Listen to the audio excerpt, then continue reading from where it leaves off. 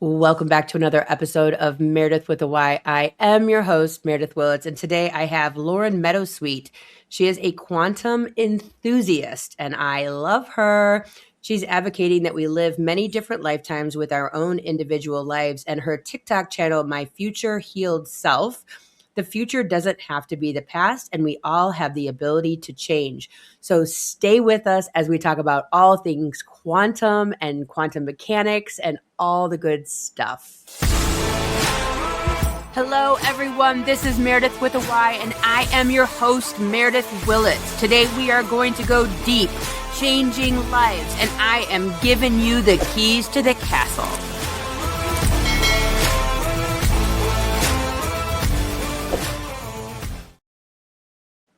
Lauren, thank you so much for being here. I'm so happy I found you on TikTok.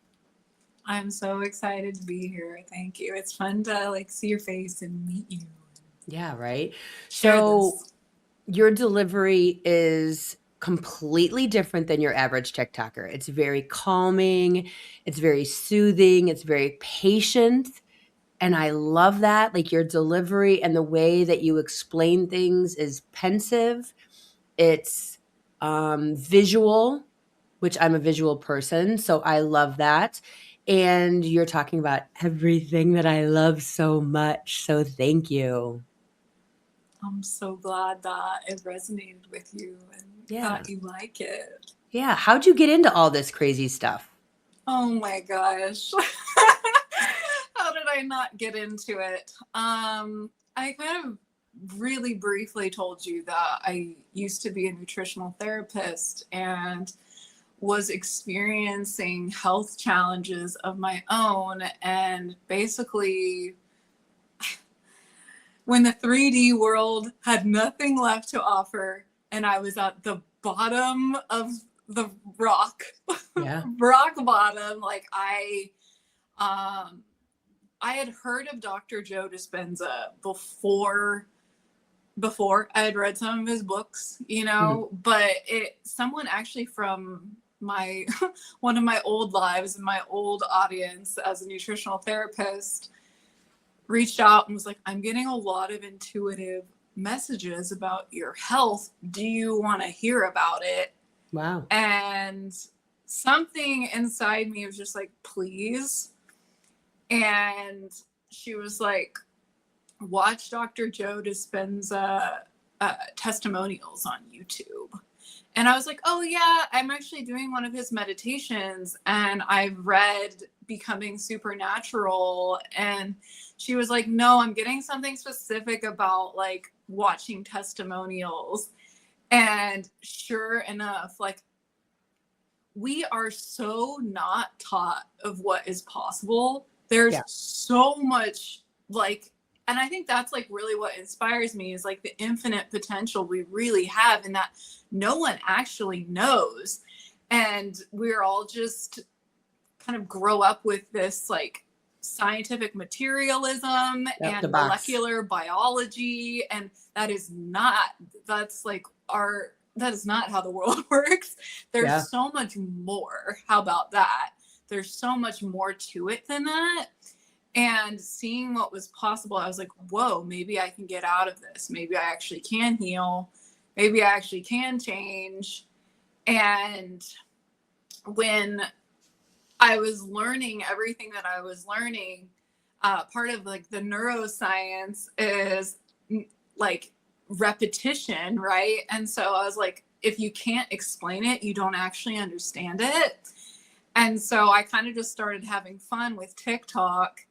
And then, I don't know, I think it just took on a life of its own and we'll see where it goes from here. Yeah. So I actually wrote down something that you said, which I love, which is we are a library of potential. And I thought that was such a great, I don't know if it's your quote, but it came out of your mouth. So I wrote it down and put quotes around it. And I just love that visual of, you can take illness, you can take a car accident, you could take loss, you can take a promotion, you can take anything. And it's how you perceive it and choose to perceive it and choose to define it that then basically precipitates everything after that. Like it really is how you decide to spin it. You made another video where you were talking about how people were they were interviewed and they were asked like, what's the most traumatic thing that's ever happened to you, the worst thing that's ever happened to you? And 5 years after, they basically said it was the best thing that's ever happened to them and that it changed their entire life. And I talk about that on this podcast all the time, that, you know, some of the most traumatic things that have happened to me have redirected my entire life in such a beautiful way. And it's all about kind of the way you wrap your brain around stuff. Like, I think that the way, you know, you could look at a fender bender as being negative, but if the fender bender is preventing you from getting in the car accident, that fender bender was great because you didn't get into the, you know, death defying car accident, right? It's all how you decide to perceive things. Yeah, I think that's so important. And I learned that this is kind of like the quantum model of reality, is that like every single thought and every single emotion like ultimately results in biochemistry in your body, and you can actually get addicted to Yeah. that biochemistry. And so when we have traumatic events or we're feeling scared, right, it's actually hardwired to like think more thoughts for us to feel that way more and more and more. And the more that I really started to understand that and unpack that, it's like, oh, I don't have to be afraid. My body just automatically goes there. The neurological networks in my brain are hardwired to make me feel that way, but I can change, and I Yeah. can change how I see things, because it's really intellectual to a certain point, right? Because it's like, yeah, in theory I can be like happy about the fender bender, but I don't actually feel that way, you know, like the brain and the body need to be connected to Yeah. have that like state of being of like a relief, or that like true belief that like maybe it was protecting you from something greater, or putting you on a different timeline, or making it so that you like taking it to the mechanic and like meet someone, like you never really know.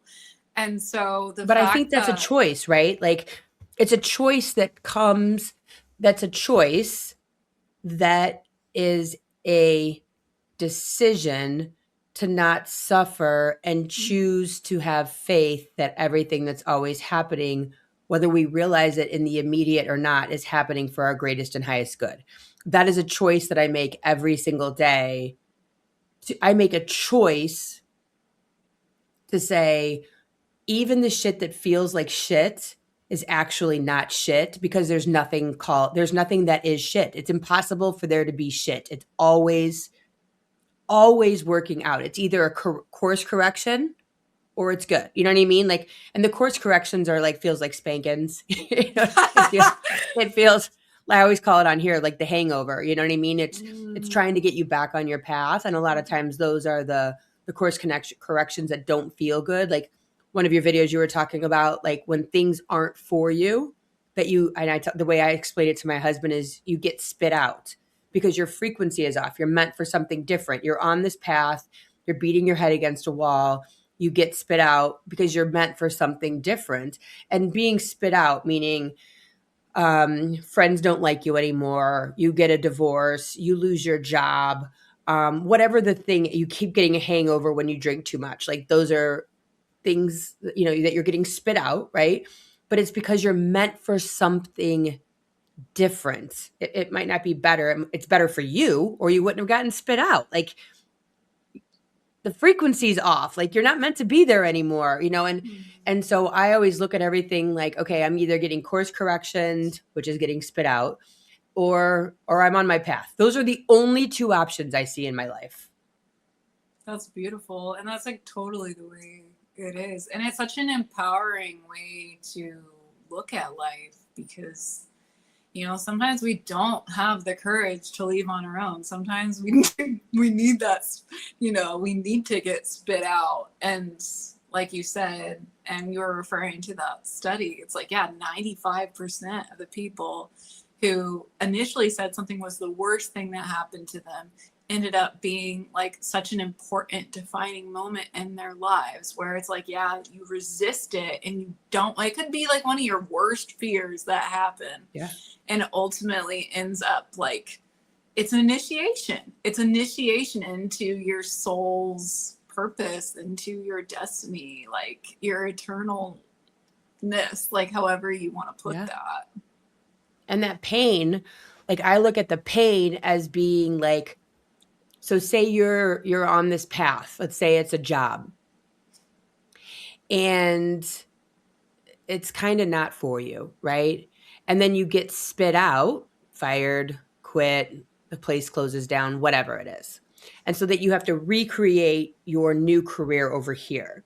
And there's going to be difficulties in that. Do you see that as your physical body and your brain making room for all of this newness, right? So you're recontorting your energetic body to allow this new stuff in, because you're on this path over here. And now you have to like allow this new energy into your experience. So there's going to be pain points, learning curves, questioning yourself. Like, maybe I should go back on that easy pass over there because I was really used to that bad relationship, that bad boss, that bad whatever. And so it takes a minute to your body and your mind and your spirit to catch up with everything that's new to you. So even though it feels maybe icky or difficult, that doesn't mean it's not right. I think that's, again, so important to realize that, like, you're not going to be comfortable. That's not what it's about. It's about evolving in consciousness. It's about growing. And what a true privilege it is just to exist and be able to explore like all the potentialities that exist within life. And like, one of the things that I repeat to myself every day is like, I'm grateful for everything, even if I don't know why. I'm grateful for everything, even if I don't know why, even if I can't see it. Yeah.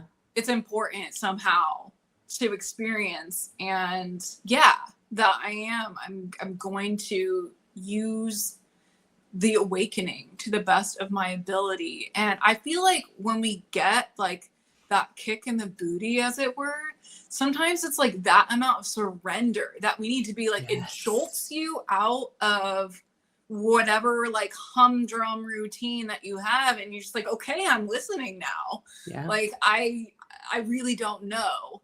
And that's generally when the magic starts to happen. Yeah. I mean, because we're not meant to live the gray life. We're not meant to just exist.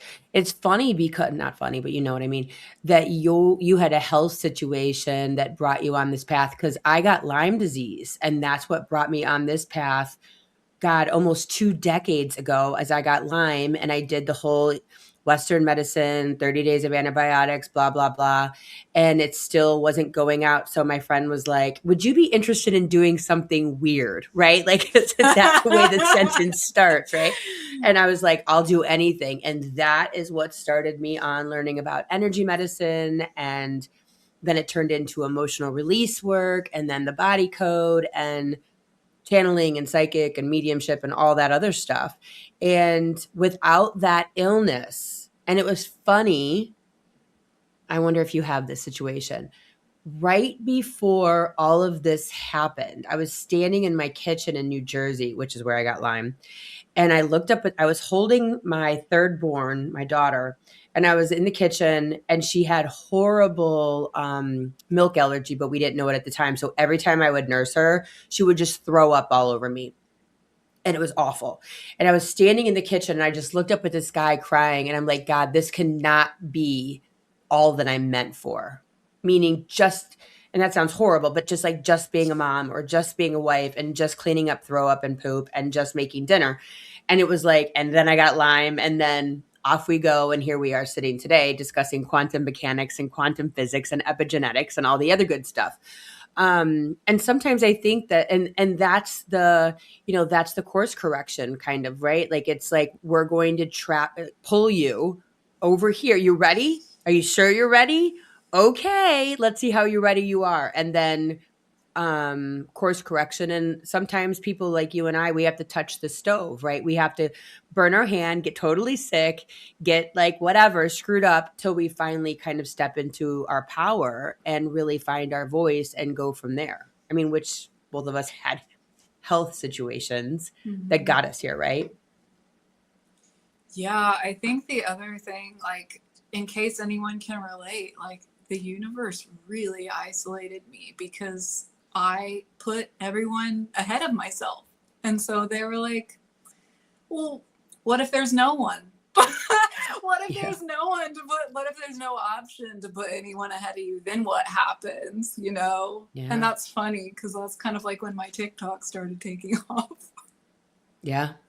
It's amazing. And also then you start working through, I woke up this morning and I was thinking about social media and how we do kind of talk about what's interesting to us, right? And then people will course correct us and be like, no, that's dumb. And then you think about it, is that dumb? And or they're like, yeah, that's the greatest. And you're like, is it the great? Like, it's such an interesting, like, psychological back and forth sometimes being on social media. One of your videos that I saw, you were talking about how like certain diseases can be linked to anger and hostility or emotional impatience. And this is a lot of the work that I do with emotional release. So from where I sit, have you ever read anything by Dr. Candace Pert? She does the mind-body connection. I've seen her referenced a lot as like the molecules of emotion, neuropeptides, and yeah. So I recognize her name, but I haven't directly read her stuff. So she's really, really good. And she helped me because I'm definitely a hand on the stove. Like, I need to know it beyond a shadow of a doubt. And so I read pretty much all of her stuff. And also she's a scientist for the government and was the one who like learned all about T cells and all this great stuff and inflammation and how the brain creates inflammation to protect us from emotional overwhelm and things of this nature. And basically it's not you're not doing it on purpose, but say you have complete anger for like a classmate at school. So the brain will send illness to, like, for kids, usually it's the stomach, right? And so it'll create this illness that no doctor can ever find, of course, in the stomach. And then you don't have to go to school. So you're not doing it on purpose. You're not doing it because you want to get out of school. It's a secondary, it's on the subconscious level that your brain is sending this inflammation crap out into your body and making you sick. And it's usually based on patterns. So in the school, there might be a pattern of my stomach hurts. In the 90s, I talk about here a lot, it was everybody that didn't want to go to work or was, whatever, had ulcers. And then it was, what is that? Carpal tunnel syndrome. And then it was like a fatigue syndrome. And now it's plantar fasciitis. And so like these things travel in packs because the brain finds them and goes, okay, that's something that we can use that's socially acceptable. And then we will send that inflammation response to that area of the body to create a secondary illness that we're not aware of, but we can use because in our society, having a nervous breakdown is not a really good reason, or just because I don't want to, or I'm having a bad day isn't a reason to not go to work, not go to school, right? It's not socially acceptable in the United States. What did you find when looking at the patterns between personality traits and illness? Is that how you see it too? Or what did you find? Oh my gosh, what did I not find? And what do I not continue to find? One of the big things when you were saying that came up for me was like, I don't want to live like a quote unquote normal life. And my body totally rejected the 9 to 5. Like, it totally rejected basically everything that you're like quote unquote supposed to do. And even down to like social dynamics and stuff, like I became allergic to like all food. I couldn't not like, I couldn't eat like, so I couldn't do like any of that stuff. And it was actually super relieving. And to have like such a concrete reason why like I don't want to do that stuff. I want to connect over And now you have a greater. reason to not do it. It's so, yeah, it's so pervasive. And then like even like some of my recent discoveries about myself, it's just like you don't think that you're blaming your environment or you're blaming people or whatever, but even like super recently I was just like, oh my gosh. And maybe you can identify with this as a mother too, because we like put so much on mothers, but I was like, I was giving her an impossible task. Like I wanted her to fill a void that literally nothing can fill except for the void, right? It's like not her responsibility, and nothing from outside of me is going to do it. It's going within. That's the only way. Yep. That's the only way that I'm ever going to actually feel fulfilled. And so that was my very first podcast. Nothing outside of you, like happiness cannot be found outside of you. Like nothing. It might be like job. Bring like fun for 5 minutes, but exactly. But it'll never fulfill you ever. Exactly. It's not that like things outside of us can't bring us joy. It's just that like when you're by yourself and nothing is going on, how do you feel? Mm-hmm. That's ultimately what makes you rich or makes you hate yourself or anything in between, you know, as far as like having an abundant, kind of magical inner world. Yeah. I remember being a kid, because you talk about, and you almost need like a button to push on your social media channel when you go, our bodies are made up of 0.99999% space, and your matter is only 0.0000001% of like solid matter, right? And I remember being a kid, and I don't even know if it was a physics class or what. And I remember the teacher, like of all the things of school, I remember this teacher saying, if we wanted to, we 100% could walk through walls, because all we are is space, and all the wall is space. And I'm 53 years old. So that shit is like in me for 40 years. Right. And I'm like, I wonder if I could do it today. Like, I wonder if today's the day that I could figure out a way to separate my body. And like, my luck is I'd get stuck halfway through the wall, panic that it's actually happening, and I'd be trapped inside the wall for all of eternity. But it's so true. We don't talk about it enough, that we appear to be solid, but there's nothing solid about us. Nothing. That's crazy.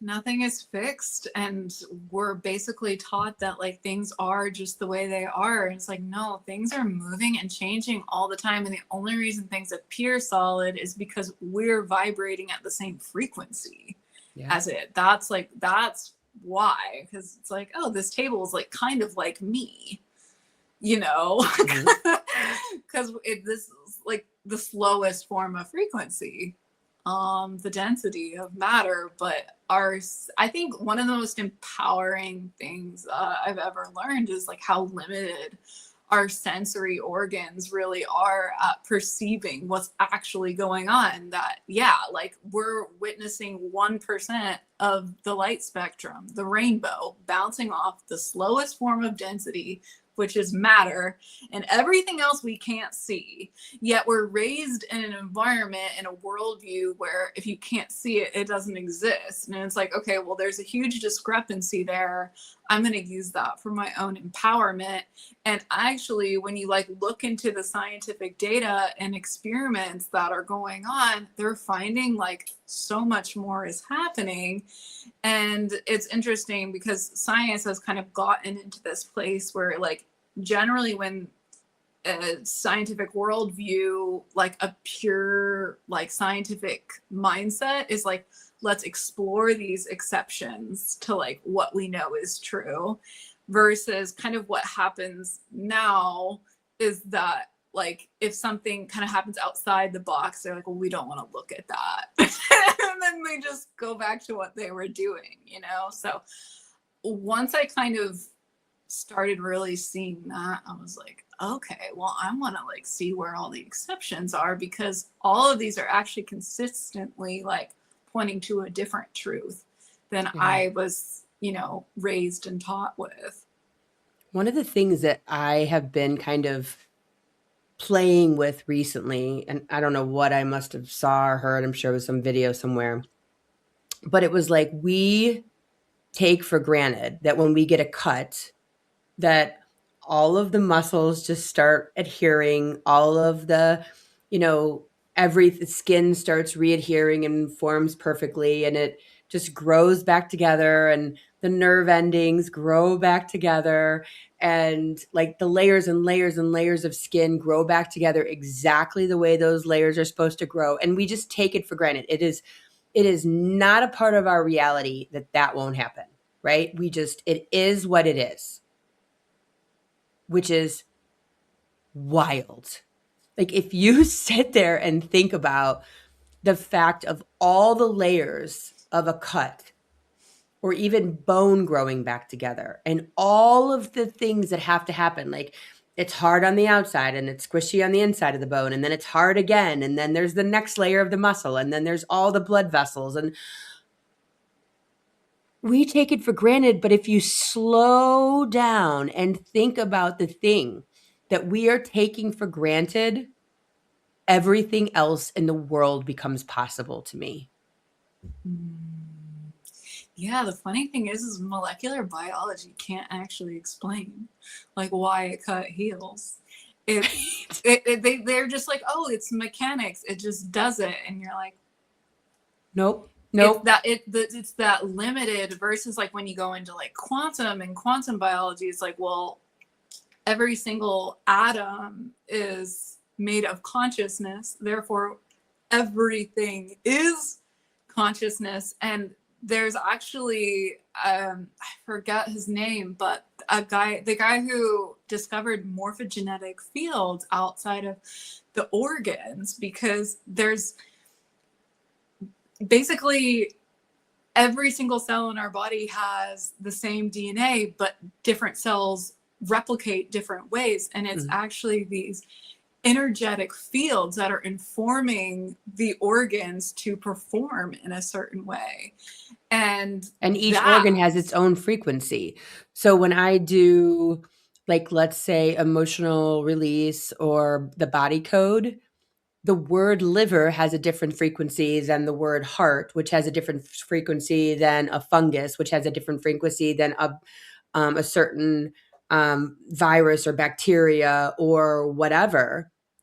All of those things have its own frequency. So if you think one frequency is speaking to the other frequency, they're having a conversation on their frequency timeline, which is why your liver doesn't like fix itself and become a pancreas all of a sudden.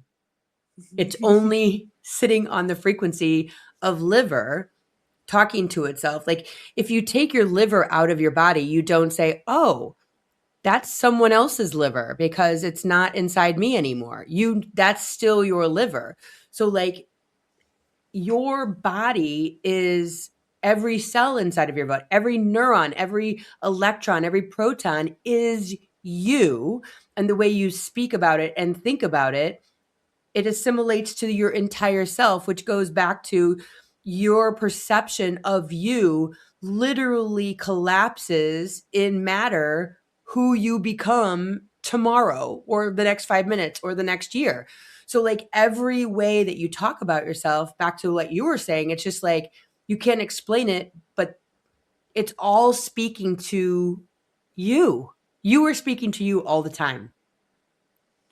Your cells are spying on your brain every single millisecond of every single millisecond. Like there's nothing that your cells don't hear. And so when you really start paying attention, oh man, it's like, ooh, I didn't realize that was going on, you know. And you talk about like the different organs and kind of like they're all designed to perform this like symphony, right? And we don't really understand, it doesn't get our attention until it's not happening anymore, and then you're like, something's wrong, you know. But that's like, and I'm sure you know, with like the energy work and stuff, it's like when they're all in coherence and all those morphogenetic and like our energetic fields are in, like they can all, when they're all vibrating to a tune where they can like resonate with each other, that's like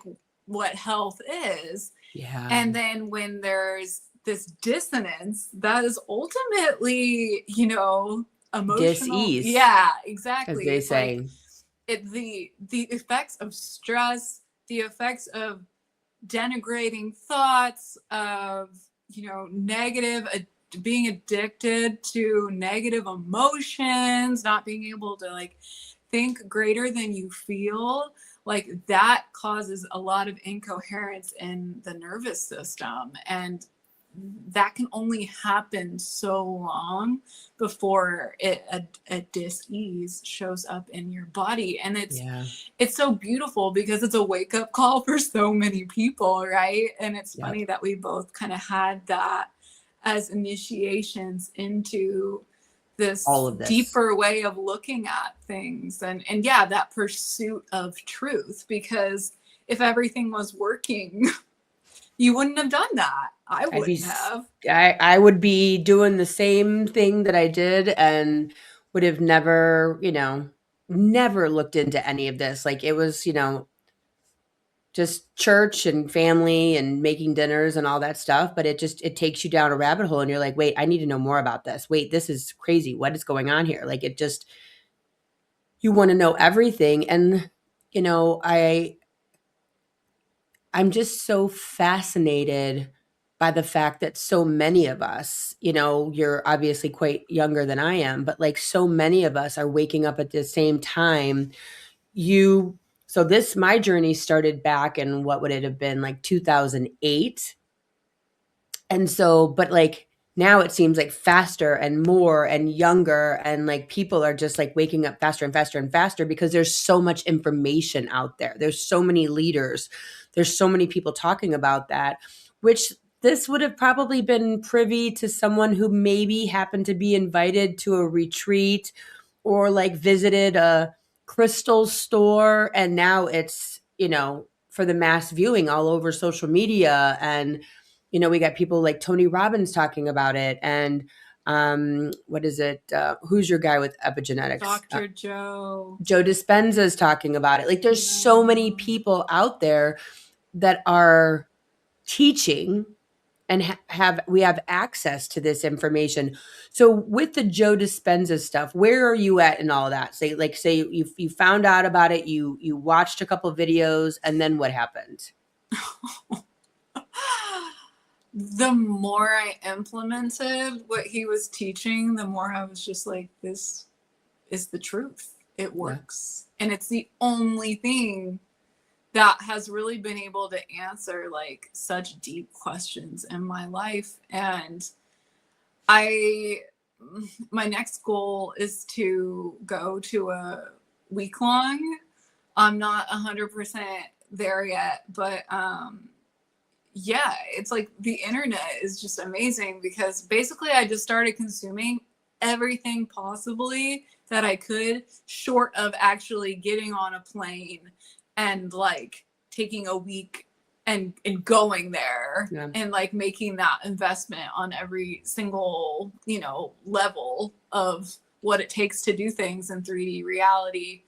But yeah, I've watched like everything, and there's this list of books that from 2021 that he suggested that I found. So I study every single day, and it's expanded past Joe Dispenza as far as like the resources that I've been diving into, but it's my commitment to myself. It's like, I want to know about this. And then I think from the really like, I've never, ever been at this point inwardly where I will just be like sitting on my couch and looking around and like, I mean, I'm blessed, but I'm not like living a lavish lifestyle by any means. And just tears of gratitude will start streaming down my face. And I'm just like in awe of not, it's always been there. It's always been there. It's just like such a gift to be able to actually not only intellectually understand it, but to like truly experience like how grateful I feel in that moment, you know, and how elevated and like, it's healing me. It's literally releasing 1,400 chemicals for growth and repair in my body every single time that I feel that way. And I know that, and that just heals me even more, you know? So it's just so fantastic. I feel like I sometimes, Dr. Joe will come up. He has like a live conversation every month. I'm there. I've been able to ask him questions, which has been amazing. And I'm like, oh my God. But it's just like, I sometimes tears, I will just start crying because I'm so thankful. I'm just so thankful for really the truth that he has spent the entirety of his life, and he's in his 60s, you know. So it's like, yeah, we're like we're standing on the shoulders of giants, and I just feel like so grateful because we're all able to like help each other out. And that was kind of like the I guess kind of like the inspiration behind just why I even started the TikTok channel in the first place. It's like, yeah, like I want to be able to explain this stuff so I understand it more and see that I understand it. Yeah. But then on another level, it's like, I've been so blessed by this. I've like, you know, it definitely extends beyond the TikTok length of what a video is. So it's like, I don't know where, you know, like how deep I'm meant to take it or anything like that. But it's just like, I want to share this in any way I can. And this is like how it's coming out right now. Well, I think what's so funny or fun, I should say, is your delivery is it's almost like you're in awe of the words coming out of your mouth, and you like sometimes giggle. You know, you're like, this is so awesome. Like you're just everything about it. You're just like enjoying delivering it. You're like laughing, like how crazy is this information? It's so great. And it's very infectious. You know what I mean? Like people want to listen, and you're just so patient, and the listener then becomes patient with you because they're like, yes, I want to hear what you have to say, and I'm here for each and every word. And it's not fast information. It's not fast and free and quick and easy. It's deep, and it's difficult information, you know, especially for the first time listener. And I think you just do a great job of breaking it down. What are some of the maybe thoughts or feelings that you had that looking back now were contributing to your health issues?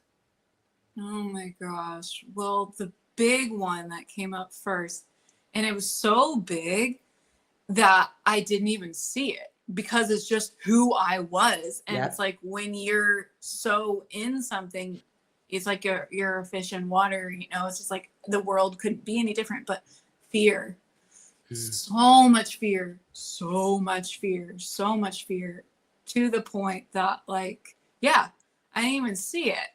And then it's really interesting because neurologically, that's like connected to self-pity and anger. And yeah, I'm a victim. Of course I'm a victim. I'm terrified because of all these things that have happened in the past, all these things I continue to witness, you know, and not being able to see beyond that. And like my chemistry is so imbalanced from just being afraid all of the time and having that neurological and endocrinology like tissue being activated way more than I'm supposed to be being chased by a lion. You know, that like I'm surprised that I so well, you know, and then and then it kind of like starts unpacking after that, where it's like, you know, I didn't think I was living in regret, but how else do you kind of explain second guessing every decision that you make? Yeah. Even though I'm making it in an intuitive way and being true to myself, I will still doubt it like 100% of the time after I make my decision and move forward. So there's really no point, you know? Yeah. But so it's just like catching yourself in those micro moments, and then like I literally it did it 3 opens times it up. today. Literally Yeah. 3 times today. I told myself the bear is not chasing you. 3 times already today. I'm like, because what happens is as I start getting like elevated and like hyper, like work faster, work quicker, work faster, work quick. And I'm like, the bear is not chasing you. Like, stop. Like you're not in a hurry. You don't need to be in a rush. Like there's nothing happening. But it just like is this thing that just takes over your body. But honestly, finding that stasis of normal, like where meditation can help, or like being healthy can help, or whatever, and finding calm, and even if you find calm for like 30 seconds, to be able to find it again and to recognize when you're not in it, right? Like, isn't that such a huge realization of the bear chasing you? Calm. So when you're normally calm and all of a sudden you elevate to the bear chasing you in your mind, which is so annoying, and then you bring it back down and you're like, okay, the bear is not chasing you. You know, you're fine. And then you go, no one's going to get mad at me. No one's telling me to hurry up. I don't need to hurry up and get in the car because I'm going to be left behind. No one's going to be angry at me because I don't get it done right this second. So I'm going to be grounded. You know, all the things that, I actually saw a post or a comment. It was on one of my videos, and someone said, I can still hear my mom yelling my name when I vacuum. And I was like, I've never seen anyone say that. I thought that was just a me thing. And literally until like probably since I've been married to my current husband, so the last 18 years, maybe less, every time I turn the vacuum cleaner on, I would hear Meredith. And I turn it off. I'm like, isn't that my husband? Is that my kids? Does someone need me? And it's unbelievable the way that you're programmed, and then you start to back out of it. And then you start to realize this isn't me. I think when I went through my whole transformation of recognizing that I had avoidant attachment disorder, that's when I realized that I am not me. I am the result of programming. And anything that I don't want or like about me, or I'm not enjoying about the way I'm living my life, can literally be undone by deprogramming, by recognizing programming, by labeling the program. Again, hurry up, the bear's not chasing. Not going to get in trouble. Mm-hmm. Doesn't need to be done right now. Like just in those small micro moments of realizing that pressure I just put on myself is a program, that I'm going to get in trouble, going to be left behind, going to get grounded. I'm going to screw it up. I'm going to fail somehow. Like that's a program. That's not who I am. That's not the reality. But so many people think like, I just want to be a nice person. Nope, that's the program. I just want to make everyone around me feel so good and be happy. Like I put myself last. Nope, that's the program. Like that's not how we're supposed to live our life. And when we start to label and identify and recognize these things out in the wild and internally, then we can like roll it back, right? Like that's when you really can figure it out. Well, that's like when you really have to overcome yourself too, and that's like how you end up in a different destiny, in a different future, than in a different, like even genetic reality. Yeah. Than your parents or the people who came before you or what people expect of you or whatever. It's like how you decide to interpret, or like that moment where you're like the bear is not chasing you. You are literally rewiring your brain. You're redirecting your biology. You're going from fight or flight and muscle breakdown and all of these acidic hormones that the body can not survive in for any length of time. You're turning that into growth and repair chemicals coming from your heart because you are showing yourself love. You are dragging yourself out of the past, right? And you're taking yourself out of the program. And that's like really like the evolution of consciousness. And like you do that enough times, you overcome enough times, like you become someone else. Yeah. And you know this. And so that is like, that's like the beautiful thing about quantum is like things aren't set in stone.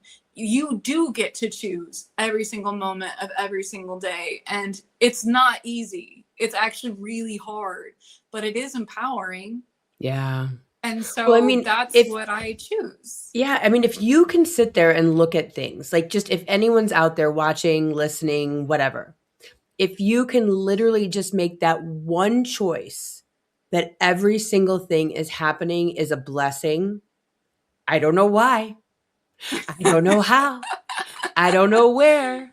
But somehow this is all working for my greatest and highest good, and have 1,000,000,000,000% faith in that. I don't care if it's a bathroom situation on the side of the highway. I don't care if it's a fender bender. I don't care if it's being late. You know, somehow, I don't know what it is, but somehow this is working out for me. And it will change your entire life. That to me is what's called active faith, is actively having faith in the here and now, no matter what it is that shows up for me. And it is the most it saved my marriage 3,000 times. I mean, trust me when I tell you. Because I mean, if your husband comes home and tells you XYZ or does XYZ, and you're just like, this is bad, where if you can redirect and go, all right, this is working out for my greatest and highest good. I don't know why, but it is. It will you will have less fights. You'll be less pissed off. You will be less irritated. You'll feel less like a victim, because when you're in a marriage, that person and what they do, their decisions, their experiences affect your life 3,000%. And so if you are a victim to anything in life and it's quote their fault, you're doomed. You know what I mean? But if you can look at everything that they're doing has a byproduct effect on you as a blessing and as a learning experience, and then that means you're not going to kill him for doing something wackadoo because you know that somehow it's working out for your greatest and highest good, period. Yeah, worst case scenario, it's there to teach you something. And sometimes I'll even find myself getting afraid of that. I'm like, I don't want to learn anything. And it's like, wait. I don't want to learn. It's like, hold on. No. I do. Like, well, in I the feel like spiritual I signed community up for that on a soul level. But yeah, our personalities, like our humanness, you know, and I think that's what's so beautiful about connecting with the quantum field is like the quantum field is pure consciousness. So like you don't have a body, you don't have a face, you don't have a personality, you don't have any problems, which is amazing. You don't have anything. You're just conscious of everything, of everywhere. And when you are able to like merge that like 99.9999999% of the subatomic particle, an atom that is empty space, like merge that with the greater consciousness, it brings a sense of wholeness and healing that it's like, okay, surely I can use this situation with my husband to evolve my consciousness somehow. Sure. And it's so funny because in the spiritual community on, you know, anywhere you go, basically on social media, it's always a video of someone's like, I don't want to learn anymore. I don't want to evolve. I just want to stay stuck. I'm no more Right. lessons, please. I'm done Uh-huh. learning. But I mean, our cell in our container, right, which is our human self, this heavy, dense, three-dimensional physical body, um, it knows when we're ready, when we have the capacity to learn more. It's very patient with us, and sometimes it feels overwhelming, and that's where overwhelm is. It's imbalance. We're not taking care of ourselves. We're not drinking enough water. We're not getting enough sleep. And that's when you start feeling the imbalance. You're not doing the thing that you need to do to allow more in. And so that's when you get anxious and depressed and, overwhelmed and overworked and all of those things, is we're not honoring the denseness that is our physical body that is calling in new experiences, like, what was I? Oh, I had an appointment yesterday. Oh, I think you'll love this. I had an appointment with the client yesterday, and it was doing emotional release. So I'm kind of like channeling at the same time. And I heard waste not, want not. Okay. And so that comes to me, right? But then they slowed it down because she was having issues with getting rid of stuff. She felt like she was wasting things. She felt shame that she was getting rid of stuff and donating things that she really hadn't used very much. And maybe that was her misspending, or maybe that was her not being grateful for those items, right? And so they slowed down this sentence and they said, if you do not allow yourself to have waste, then you will not allow yourself to want. Mm-hmm. So good, right? Yeah. Like, if you're holding on to all of this stuff that you think you need to, like, I need to save everything I've ever had and hoard it and hoard experiences and hoard friends and hoard relationships and hoard these things and hold on to them and just stay where I'm at exactly in this moment and not leave. No, you have to allow that to become over there so that you can turn and face towards the future and have all these new experiences and new friends and new careers and new whatever it is. You can't hoard. And also, there's only so much room in the container of attention, so to speak. And so I just thought that was such an interesting way that they slowed down waste not, want not, because we look at that from the human perspective of, if you don't waste, then you won't be in this position of needing to want. Like, you don't want to want, do you? You want to always just be content. And what they said was, no, it's good to want. It's good to see things that you want to experience and people you want to meet. Wanting is actually a really good thing because it propels you forward. So I just thought that was fascinating in the moment of, you have to waste so that you are allowed to then have room for wanting. Isn't that so good? I love that so much. And it kind of like brings the whole conversation around, because at the beginning we talked about like how everything's actually in motion and everything's actually in flux. And there's actually something I love about quantum mechanics. It's like there's actually a point. So an atom is vibrating 10 to the 15 times per second. So like 15 zeros after, actually I think it's 15 zeros after the 10, right? Like that many times per second. That's how fast everything is vibrating. Yeah. And there's a point that actually goes faster than the speed of light, which is the ceiling of 3D reality. So at some point, it actually disappears from this time and space and goes somewhere else. We're not sure where, but we're all made of this stuff. But it happens so fast that none of us are aware of it, and it's just like, yeah, like we have these programs of like, this is the way it is, and that's the way it is, and you should be this, and you should be that. And it's like, No. there's so much going on beyond our awareness, and the actual like expansion of our consciousness is in that movement. Like we wouldn't be here. Like we need to be in flux, because we wouldn't even show up.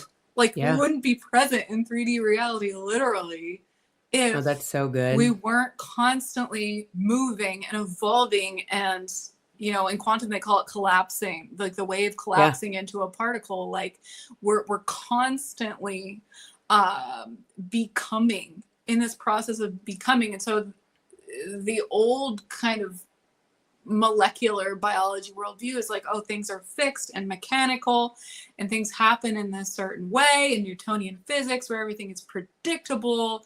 And it's like, no.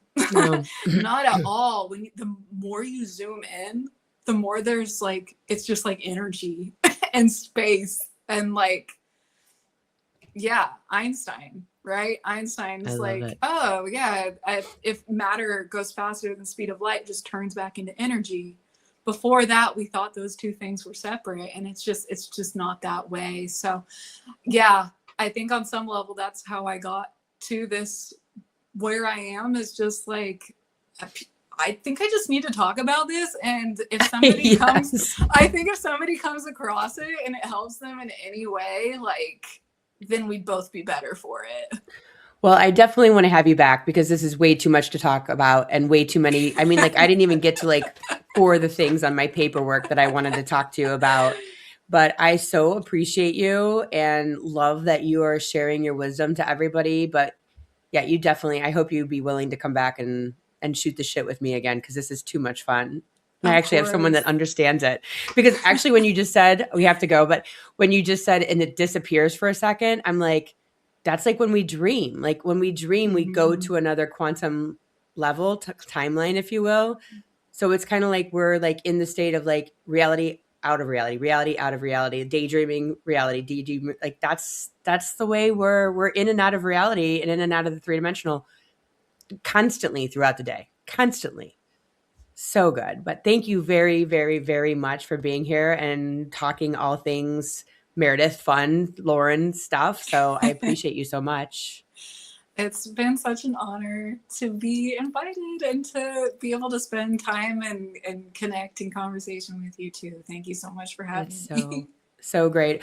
All right, guys, I'll see everybody here next week. Share this with a friend, like and comment and leave a review. And I'll see you guys here next week. Bye. Thanks for listening. If you would like to connect on a more personal level, head over to meredythwillits.com or on Instagram at Meredyth with a Y for behind-the-scene footage and outtakes. Please subscribe and come back each week for more Meredyth with a Y. Thanks again for listening. Cheers.